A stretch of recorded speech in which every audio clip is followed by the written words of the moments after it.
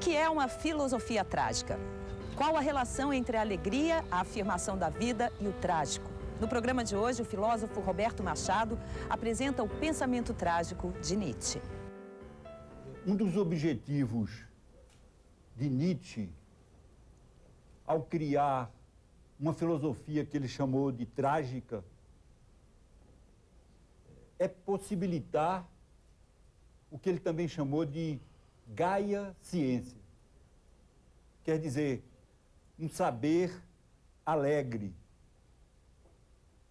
um pensamento que defende a alegria de viver, e isso no sentido forte, uma alegria incondicional com a vida, com a realidade. Eu enunciaria até de uma outra maneira, uma aprovação jubilatória da existência.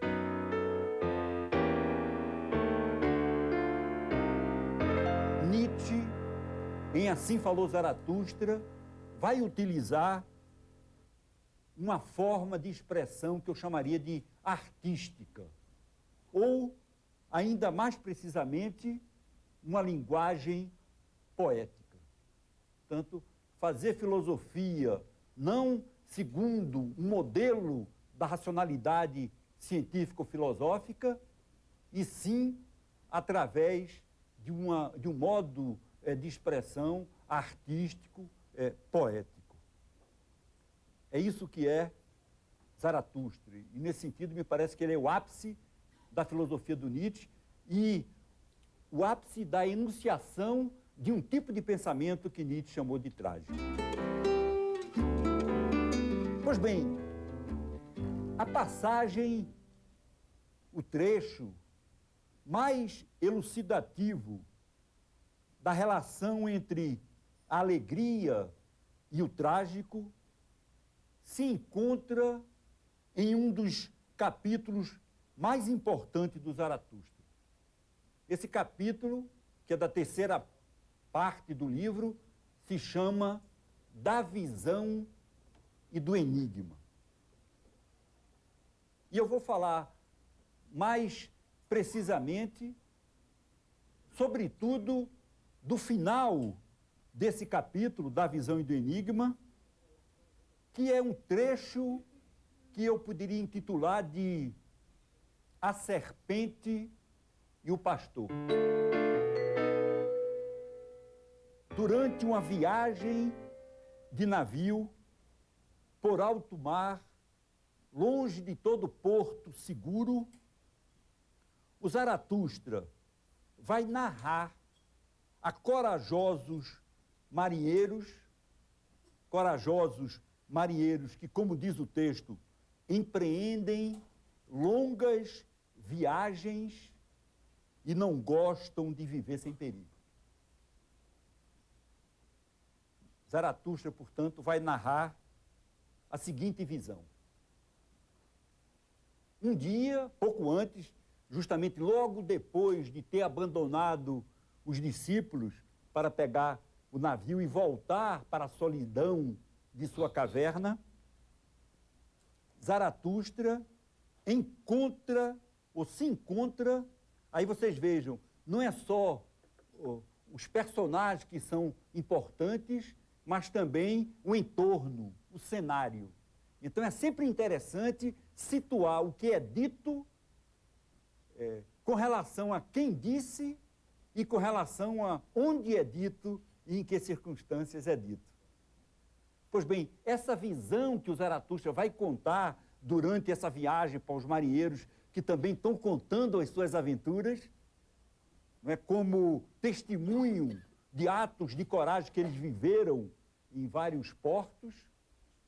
O Zaratustra, então, que está mudo, triste, começa primeiro a ouvir e resolve, então, por insistência dos outros, falar. E ele conta que um dia, ou melhor, numa noite, sozinho, no meio de selvagens rochedos, no mais ermo luar, portanto é noite e não dia. Isso tem a ver com todo o simbolismo da luz e da sombra, do dia e da noite, que no fundo remete para uma terminologia nietzschiana do apolíneo e do dionisíaco.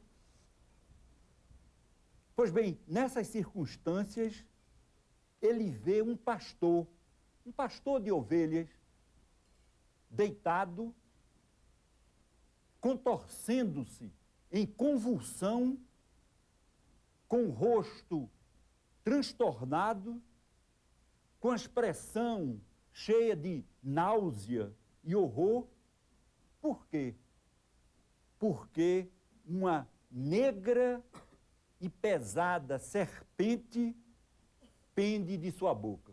Zaratustra, em presença daquele acontecimento, tenta puxar a serpente da boca do pastor, mas não consegue arrancá-la da garganta onde ela se fixou. Ele grita então para o pastor que ele morda e jogue bem longe a cabeça da serpente. Pois bem, o pastor segue o seu conselho, morde, cospe bem longe a cabeça da serpente e levanta-se de um pulo. Zaratustra conclui o relato de sua visão enigmática, descrevendo justamente o pastor depois dessa ação.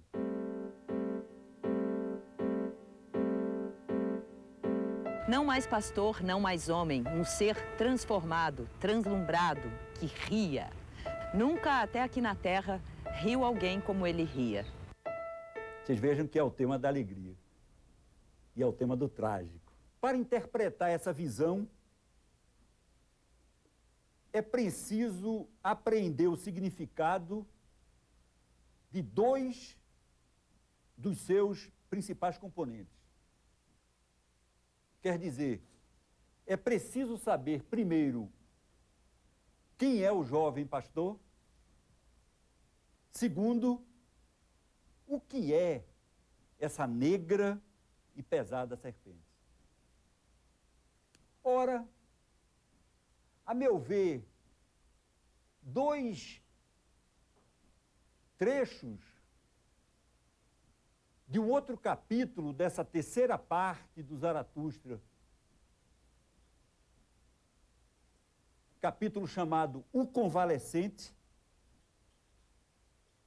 que é um capítulo igualmente importante sobre essa questão do trágico e da relação entre o trágico e a alegria,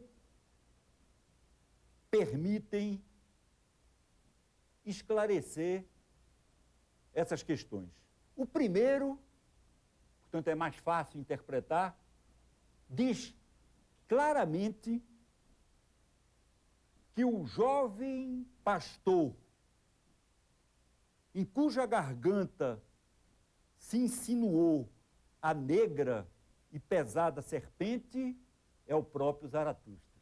E significa, portanto, que Zaratustra está narrando aos marinheiros uma visão, da visão e do enigma, é o título do capítulo, ou melhor ainda, eu diria, uma antevisão, pois se trata de algo que lhe irá acontecer. Me parece que a gente deve compreender esse pastor que está angustiado, porque ele estava apacentando suas ovelhas, deve ter se deitado no chão para dormir um pouco e uma serpente penetrou na sua garganta.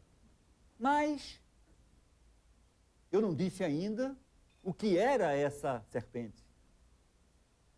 E então era a segunda pergunta que eu me fazia. O que é essa serpente negra e pesada?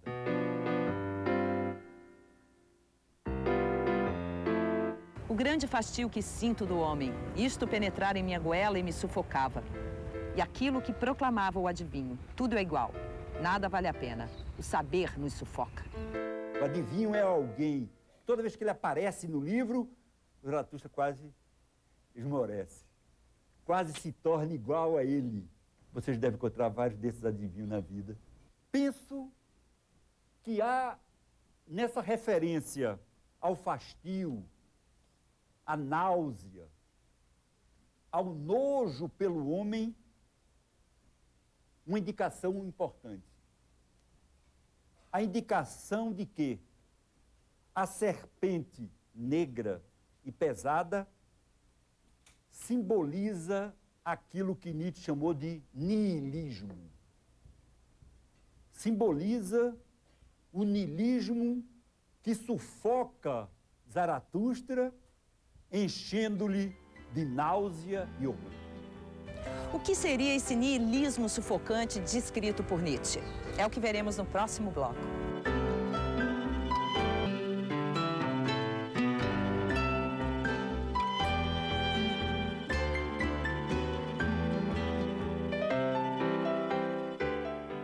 Em Assim Falou Zaratustra, Nietzsche descreve a terrível imagem de um pastor em convulsão, com uma pesada serpente pendendo de sua boca. Essa serpente que sufoca representava o niilismo. Mas o que significa niilismo? Niilismo é uma palavra utilizada por Nietzsche que vem de um termo latim, nihil, que significa nada, que significa nulidade.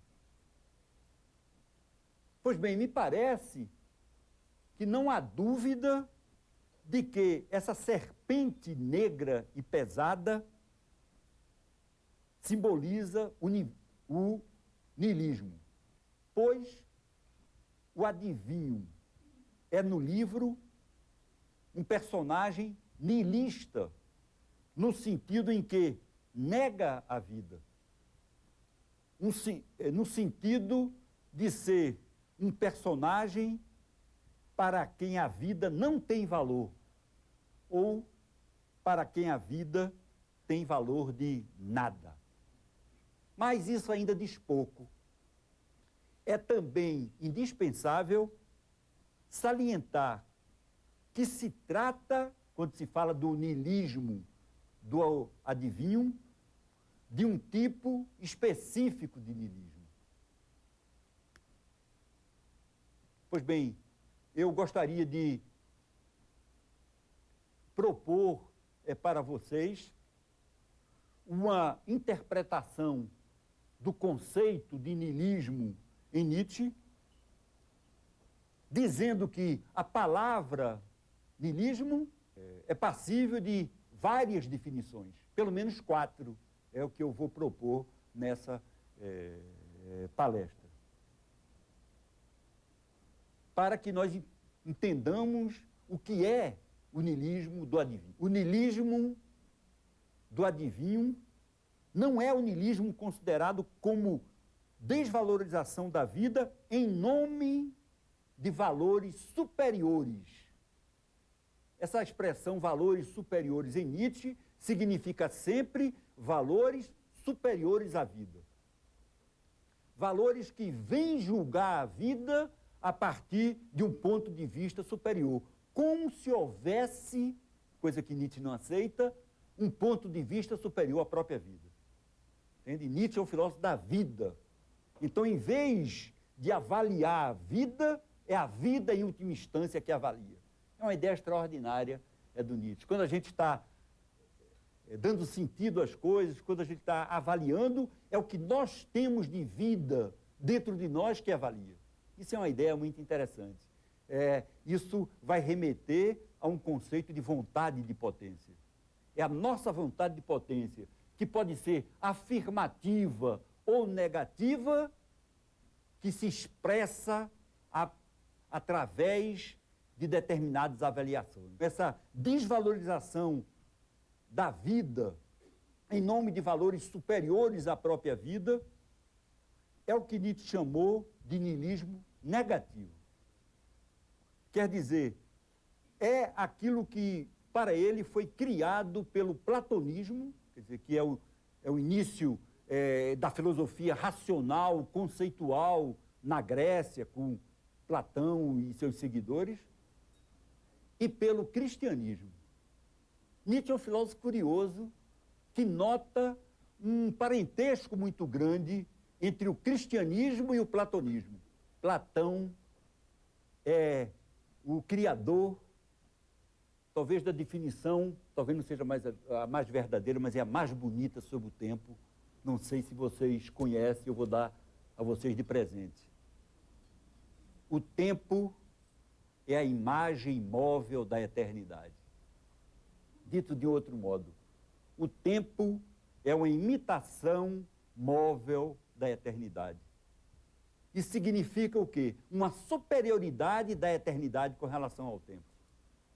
Porque o tempo é imagem, imitação, cópia de um modelo que é justamente da eternidade. Isso significa, para Nietzsche, uma desvalorização do tempo em nome de uma eternidade como sendo a essência da vida, que a gente vê no cristianismo, que é uma eternidade prometida ao virtuoso, ao bom, ao verdadeiro. O niilismo do adivinho que se defronta com Zaratustra também não é propriamente o niilismo entendido como desvalorização dos valores superiores. Um belo dia na história, ou num determinado período da história, que Nietzsche vai dizer que é a modernidade, que é o mundo moderno, portanto não é mais o mundo antigo, o mundo grego, o homem moderno, digamos, o homem do século XVIII, o homem da época da Revolução Francesa, o homem da época da filosofia de Kant, fez uma crítica da metafísica, fez uma crítica dessa apologia da eternidade. A eternidade não está com nada na modernidade.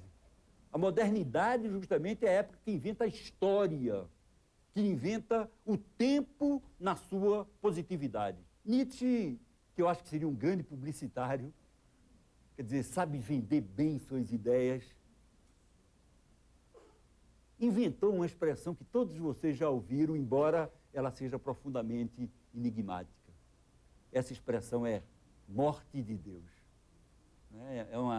É uma expressão extraordinária porque é profundamente paradoxal, né? Quer dizer, se Deus existe, ele não pode morrer. Está no próprio conceito de Deus a ideia de não morrer. Pois bem, o Nietzsche vai chamar esse niilismo reativo o niilismo da morte de Deus. Não que Nietzsche seja um filósofo da morte de Deus. Nietzsche não está propondo a morte de Deus. Eu diria, ele está constatando que esse homem moderno, burguês, a fazer uma crítica dos valores absolutos, eternos, imutáveis, no fundo estava matando Deus. A serpente negra e pesada simboliza, a meu ver, o niilismo passivo. Olha aí, uma terceira expressão, o niilismo passivo. E aí é muito interessante, porque é um niilismo que vem depois do niilismo moderno. A serpente negra e pesada simboliza o niilismo passivo causado pela impossibilidade de suportar, isso é que é interessante, impossibilidade de suportar que não haverá um aperfeiçoamento do homem. Quer dizer, o niilista passivo é aquele que não acredita no progresso da humanidade. Não sei se vocês sabem, não sei se vocês gostam de pensar historicamente e de privilegiar rupturas na história. O progresso é uma ideia moderna. É uma ideia que nasceu no século XVIII. E Nietzsche, já no século XIX, é um dos primeiros críticos da ideia de progresso de um aperfeiçoamento da história, de uma perfectibilidade do homem na história. Quer dizer que nós seremos cada vez mais perfeitos.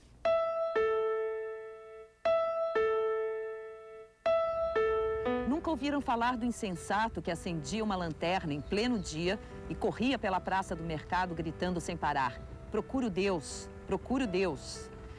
E como havia ali muitos daqueles que não acreditavam em Deus, ele provocou grande riso.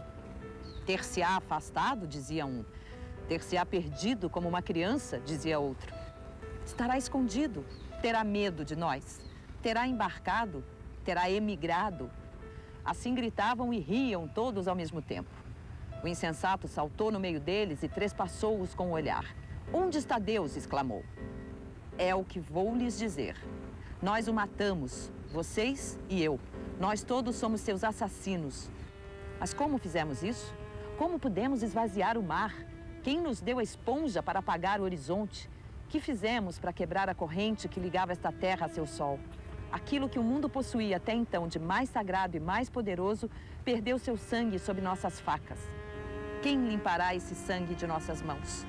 Parece-me, inclusive, que um dos grandes interesses do pensamento de Nietzsche para a nossa contemporaneidade, para a nossa atualidade, é ele ter previsto com muita antecedência a derrocada de uma espécie de otimismo moral. Me parece que Nietzsche sentiu, como ninguém, que o maior perigo que traz a morte de Deus, quer dizer, esse niilismo reativo que quer colocar o homem no lugar de Deus, é a ampliação do niilismo. É o aumento do niilismo, é a intensificação do niilismo. Uma ideia que Nietzsche diz poeticamente: o deserto vai crescer, inútil foi todo o trabalho. São expressões do Zaratustra. Inútil foi todo o trabalho. Tudo é vazio. Tudo é igual. Tudo foi. Só frases terríveis. Nada vale a pena.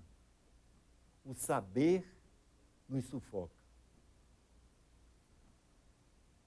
Portanto, é o niilismo em que o homem aparece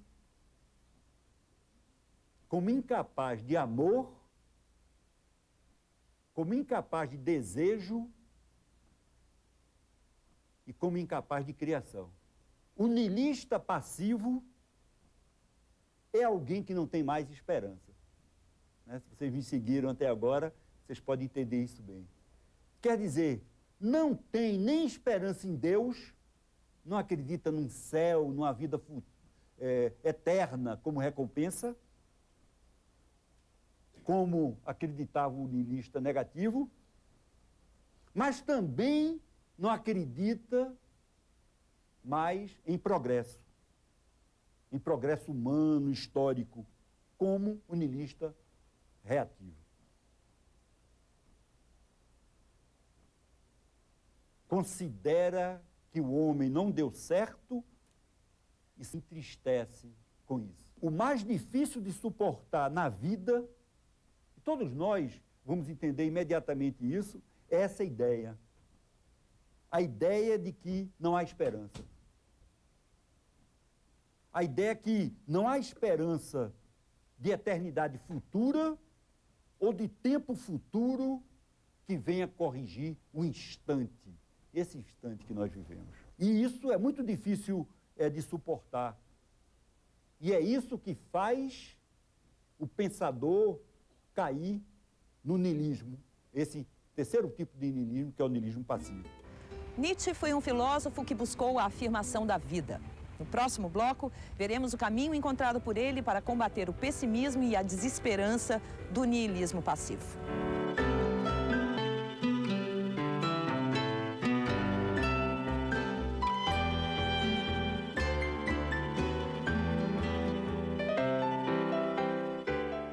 O niilismo é uma forma de pensamento que nega a vida presente, seja em nome de valores superiores, no caso do niilismo negativo, seja pela negação de valores superiores em nome do progresso da humanidade, no caso do niilismo reativo, seja pela negação de toda e qualquer esperança, no caso do niilismo passivo. Qual foi a resposta encontrada por Nietzsche para a falta de esperança que toma completamente o niilista passivo?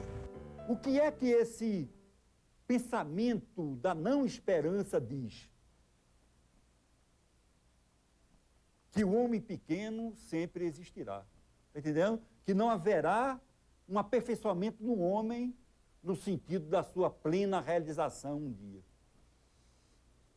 Quer dizer, a grande dificuldade de um pensamento trágico é afirmar que o homem pequeno sempre existirá e, ao mesmo tempo, não cair no niilismo pessimista, desesperado do adivinho, que é aquele que pensa que nada mais vale a pena.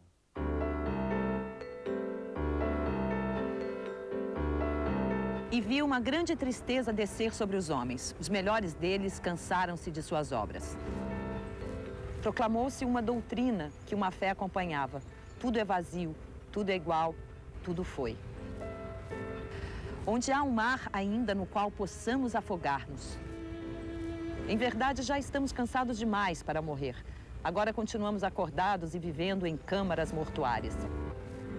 Assim ouviu Zaratustra falar um adivinho. E a sua profecia, penetrando-lhe no coração, transformou-o. Soturno vagueava e cansado. E tornou-se igual àqueles dos quais o adivinho falara. A meu ver, foi para tornar possível uma perspectiva trágica, e aí a coisa vai ficando mais interessante, uma perspectiva trágica que vacine, é isso, Nietzsche quer nos trazer uma vacina, que vacine contra a náusea, o nojo, o fastio, o sufoco característico do niilismo passivo e a tristeza que ele acarreta, que Nietzsche teve um pensamento que eu confesso a vocês, é o mais interessante que eu já ouvi.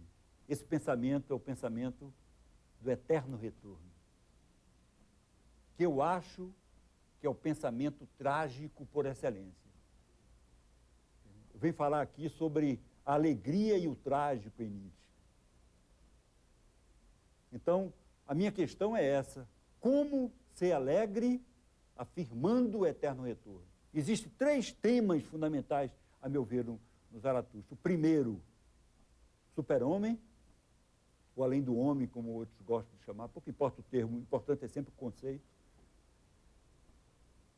A vontade de potência, ou vontade de poder, também pouco importa o termo, ou então o eterno retorno, que é que dá sentido aos outros dois, numa perspectiva trágica. Eu diria que há no eterno retorno 2 aspectos. Um é um eterno retorno cosmológico, quer dizer, um eterno retorno físico. É a ideia que o Zaratustra apresenta no livro. Entende que o tempo não tem começo. Olha, ele está contra a ideia platônica. O tempo, imitação móvel da eternidade. Está entendendo? O demiurgo platônico, que para fazer o mundo melhor, quer dizer, mais perfeito, criaria o tempo imitando a eternidade. Isso significa o quê? O tempo começou num determinado momento. Antes do tempo tem a eternidade. Estão seguindo? Por outro lado, então Nietzsche não aceita essa ideia. Mas também não aceita a ideia de uma parousia, a ideia de um final dos tempos. Por exemplo, o juízo final. Quando o tempo termina e começa plenamente a eternidade. Então, a questão colocada pelo Zaratustra no livro é essa: se o tempo não tem um início e não tem um fim, será que o passado e o presente e o futuro sempre vão se contradizer? E ele diz, não, se não tem começo e fim, ele é cíclico, ele é circular. Isso seria um aspecto cosmológico, um aspecto físico, né, ligado a um eterno retorno circular do tempo. Isso é uma questão científica, me parece que isso não é uma questão filosófica. O que importa para Nietzsche, e aí eu diria, não seria mais um aspecto cosmológico, físico, e sim um aspecto ético do eterno retorno. Isso é que é o X do problema, isso é que é o interessante na questão trágica do eterno retorno. O que importa, eu enunciaria assim, é viver como se cada instante do tempo, cada instante da vida fosse retornar eternamente. É estar aqui como se esse momento, esse instante, fosse retornar eternamente. Quer dizer, é dar a força, o peso, a potência, a intensidade do momento que se vive. Isso é muito interessante, porque o Nietzsche acha que, sobretudo, o homem moderno vive de uma maneira fugidia, sem peso, sem força. E ele acha que essa afirmação da eternidade do instante é capaz de dar uma força, uma intensidade, uma potência ao instante que se vive. Para Nietzsche, querer a eternização do instante vivido pela afirmação do eterno retorno desse instante é amar a vida. É esse que ama a vida. É amar a vida com o máximo de intensidade. A intensidade daquilo que ele chamou em latim de amor fati, o amor do fato, o amor do acontecimento. Daí porque considero que o eterno retorno, quer dizer, essa ideia de que a vida retorna eternamente, considero que o eterno retorno como uma hipótese, olha, eu chamo muita atenção para isso, não é uma teoria, não é uma tese, é somente uma hipótese, é o como se. Uma suposição. O eterno retorno aparece para Nietzsche como uma suposição, como uma hipótese, como uma ficção. E aí eu dizia, aparece sempre enunciado ficcionalmente, poeticamente, jamais conceitualmente. Então a gente tem que se desdobrar para encontrar o conceito filosófico que está ali exposto de uma maneira não conceitual. Eu até diria, meio brincando com o que Nietzsche diz de Homero, o eterno retorno é expresso em Nietzsche como uma nobre mentira poética. Você sabe que o Platão criticou Homero, dizendo que ele não era o educador da humanidade e da Grécia, porque era um grande mentiroso.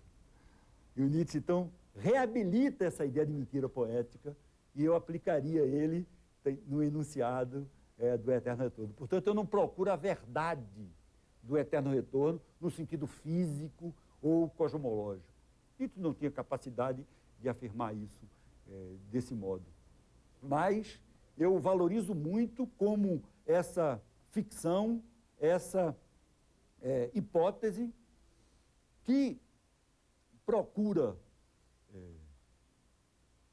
pôr em cena, porque se trata sempre de uma encenação, um desafio ético. O eterno retorno é esse pensamento trágico capaz de elevar a vontade do homem a esse máximo de potência ao tornar possível a afirmação de tudo que foi, que é e será.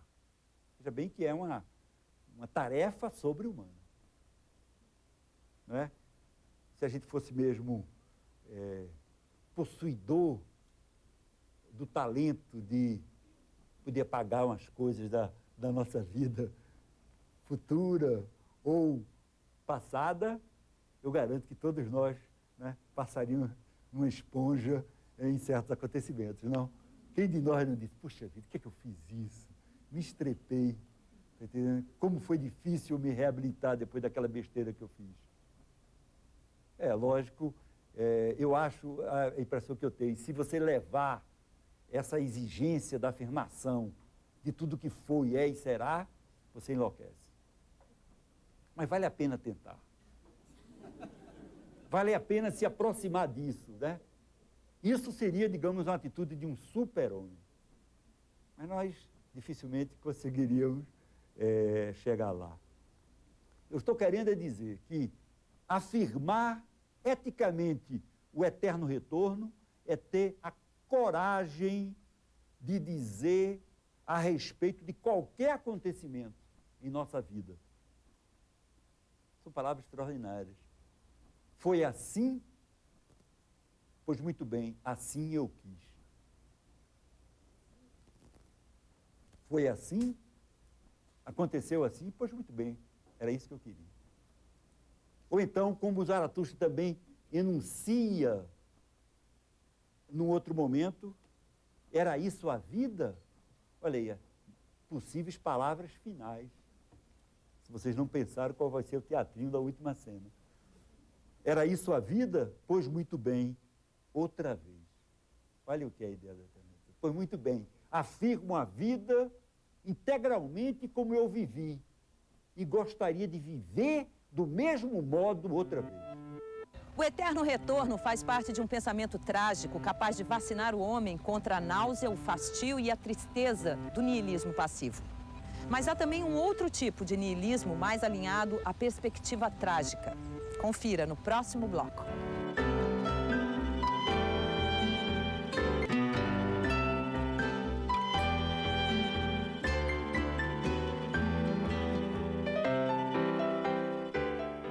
Qual é a questão trágica por excelência que separa o homem trágico, afirmador da vida, do nihilista passivo, negador da vida?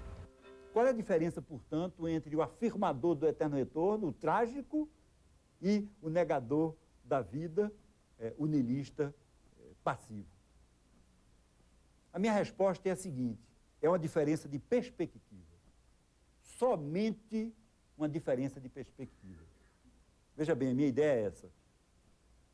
Essa diferença é o fato de a vontade humana, a vontade de potência humana, ser afirmativa ou negativa em face da realidade ou da vida como ela é. Quer dizer, a mesma realidade pode levar a uma vontade afirmativa e uma vontade negativa.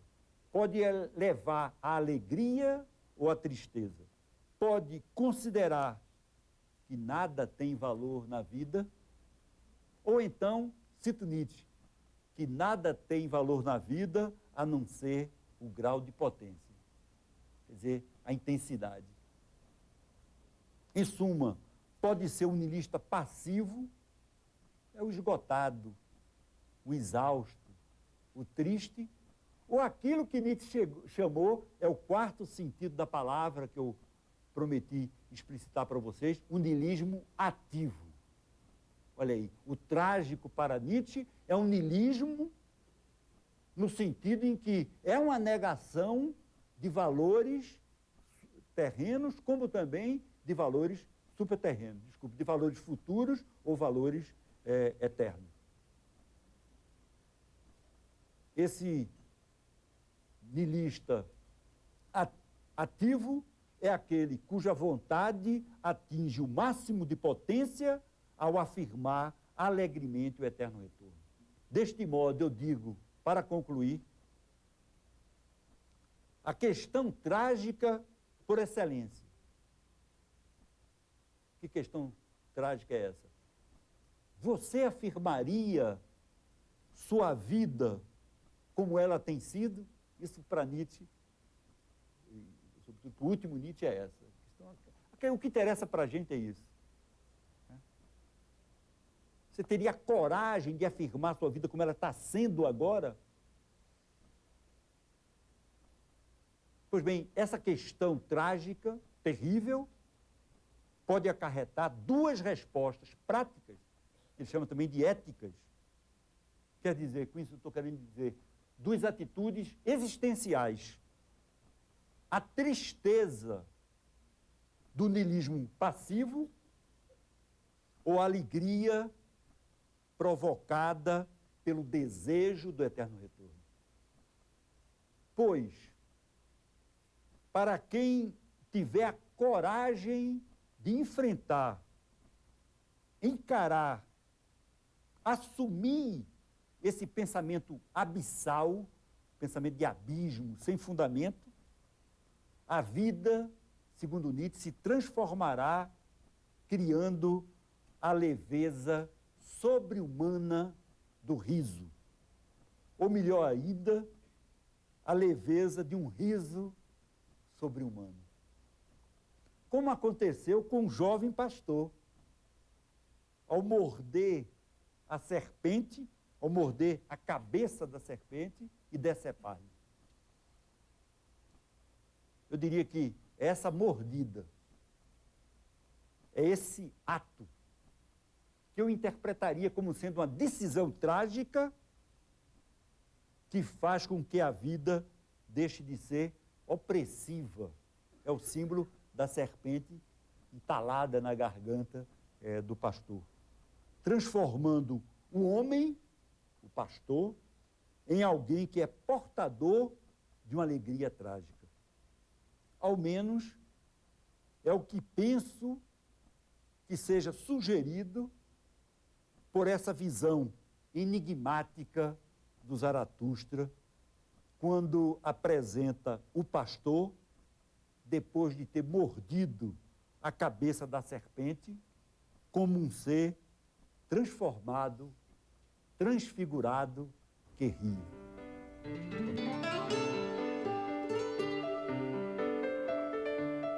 O que diria você se um dia ou se uma noite um demônio penetrasse em sua solidão mais solitária e lhe dissesse: esta vida, tal como você a vive agora e tem vivido, você terá que vivê-la mais uma vez e inúmeras vezes. E nela nada haverá de novo. Cada dor, cada prazer, cada pensamento, cada gemido. Você cairia no chão rangendo os dentes e amaldiçoando o demônio que lhe falasse assim? Ou estaria vivendo um momento formidável em que lhe responderia: você é um Deus, nunca ouvi palavras tão divinas? Se este pensamento se apoderasse de você, ele lhe transformaria e talvez lhe esmagasse. Colocada a respeito de tudo, a questão: você quer isso mais uma vez, inúmeras vezes, pesaria como o peso mais pesado sobre sua ação.